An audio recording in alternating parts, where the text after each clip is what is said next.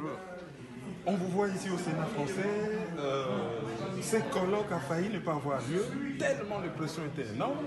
Et une des personnes visées, c'était Charles Onana, alias les négationnistes. Et vous avez fait une brillante prestation. Quel effet ça vous fait qu'on vous attribue un surnom aussi peu amer par les ennemis de la vérité? Pas grand-chose. Ça ne me dit absolument... Je dirais pas que ça ne me dit rien, mais c'est devenu leur seul argument de défense. Vous savez, mon ami Guillaume Mouchaïdi, Tutsi, victime du génocide de 1994, est condamné à perpétuité parce qu'il a demandé la vérité et la justice pour tous les Rwandais.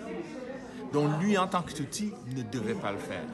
On l'a condamné à la prison à perpétuité. Il me disait à l'époque, quand on avait sorti le livre en 2002, on riait souvent de ça. Il me disait, Charles, mais tu es choqué qu'on te traite de négationniste. Moi, Tutsi, on me traite de révisionniste, de divisionniste. Dis, toi, tu as une insulte, moi, j'en ai deux. Alors, on en riait et puis finalement, lui, il est devenu terroriste. On lui a ajouté une troisième. Donc, ce que je veux dire pour parler plus sérieusement, c'est que, en fait, ils ne veulent pas qu'on ouvre un débat scientifique.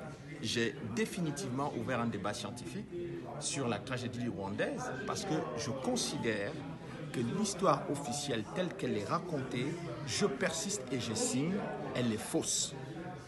Et je le dis avec des preuves sur la table. 678 pages, pendant 3 mois, pas une seule ligne attaquée. J'ai écrit plus de 5 livres sur la région.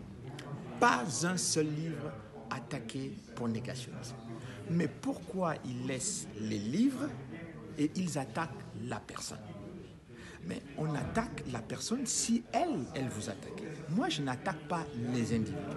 J'attaque l'histoire. L'histoire telle qu'on la raconte, elle est une histoire falsifiée. Et j'apporte les preuves de la falsification.